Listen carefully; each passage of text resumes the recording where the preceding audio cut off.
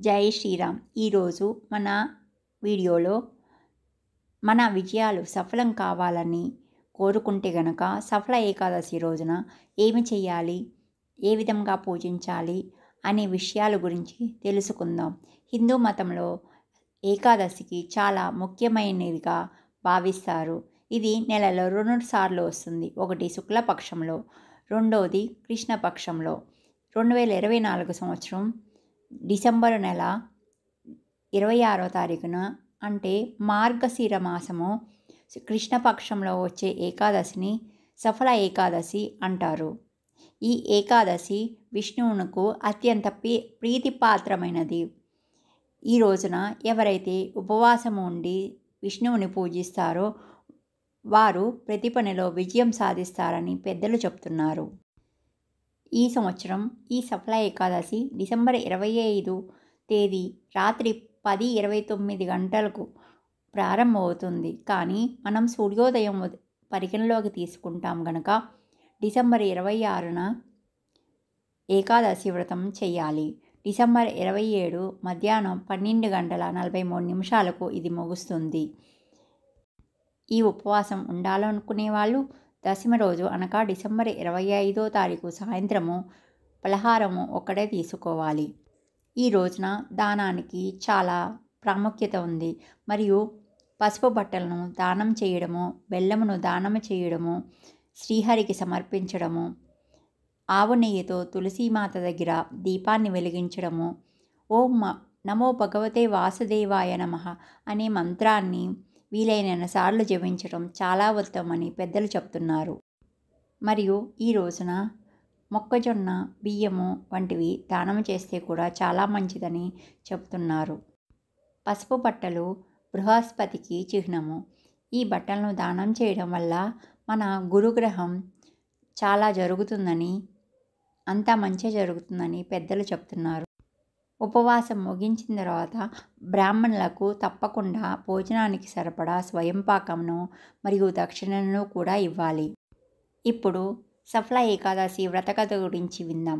పూర్వం చంపావతి నగరాన్ని మహిష్మంతుడు అనే రాజు పాలించేవాడు. అతనికి లుంబకుడు అనే కుమారుడు ఉండేవాడు. అధర్మాన్ని పాటిస్తూ ప్రజల పట్ల చాలా క్రూరంగా ప్రవర్తించేవాడు.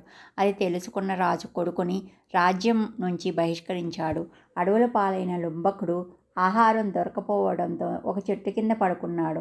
తనకి పట్టిన పరిస్థితి తలుచుకొని చింతిస్తూ రోజంతా ఏమీ తినకపోవడంతో స్పృహ తప్పి పడిపోయాడు. ఆ రోజున ఏకాదశి కావడంతో తనకి తెలియకుండానే అతడు ఉపవాసం పాటించినట్టు అయ్యింది. విష్ణువు ప్రత్యక్షమై రాజ్యాన్ని ప్రసాదించినట్టు పురాణాలు చెప్తున్నాయి. అప్పటి నుండి ధర్మబద్ధమైన పాలన చేసిన లుంబకుడు మరణానంతరం విష్ణులోకాన్ని చేరుకున్నాడని పురాణగాథ. ఈ ఏకాదశి వ్రత మహత్యం గురించి శివుడు పార్వతికి చెప్పినట్టుగా పద్మపురాణం చెబుతుంది. అందుకే సఫల ఏకాదశి రోజు ఉపవాసం ఉండి విష్ణు ఆరాధన చేస్తే విష్ణులోక ప్రవేశం ఉంటుంది. సంపద, ఐశ్వర్యం సిద్ధిస్తాయి. తలపెట్టిన ప్రతి పనిలోనూ విజయం సాధిస్తారు. మరియు ఈ ఏకాదశి ప్రాముఖ్యత గురించి శ్రీకృష్ణ భగవానుడు స్వయంగా ధర్మరాజు యుధిష్ఠిరునికి బోధించాడు. ఎన్ని యాగాలు, ఉపవాసాలు, యజ్ఞాలు చేసినా లభించని సంతృప్తి సఫల ఏకాదశి రోజు చేసే ఉపవాసం వల్ల లభిస్తుందని కృష్ణుడు చెప్పాడు. అందుకే చాలామంది ఈరోజు తప్పనిసరిగా ఉపవాసం ఉంటారు. పుణ్యఫలం, మోక్షం లభిస్తుందని విశ్వాసిస్తారు. సఫల ఏకాదశి పవిత్రతను చాటి చెప్పే కథని శ్రీకృష్ణుడు పాండవులకు చెప్పినట్లు పురాణాలు కూడా చెబుతున్నాయి. ఉపవాసం చేసేవారు ఆ రోజు కింద పడుకోవడం ఉత్తమం. మరియు మాంసము, వెల్లుల్లి వంటివి తినడం మానేయాలి. కొందరు బియ్యమును కూడా ఆ రోజున తినరు.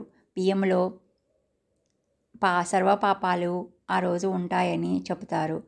ఒడిశాలోని పూరి దగ్గర బియ్యం తెచ్చుకొని ఆ రోజు అన్నంలో కలుపుకొని తినవచ్చు అని కొంతమంది పెద్దలు చెబుతున్నారు. అలా ఉంటే మనకి ఏ దోషము అంటదని చెబుతున్నారు.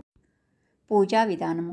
ఏకాదశి రోజున తెల్లవారుజామున లేచి స్నానమాచరించి గంగాజలాన్ని చిమ్మి ఒక పీటను ఏర్పాటు చేసుకొని దానిపై విష్ణుమూర్తి పటాన్ని కానీ విగ్రహాన్ని కానీ పెట్టి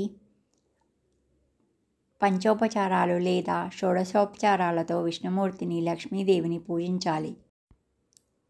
మరియు దీపం పెట్టిన తర్వాత పండ్లు పంచామృతాలు సమర్పించాలి.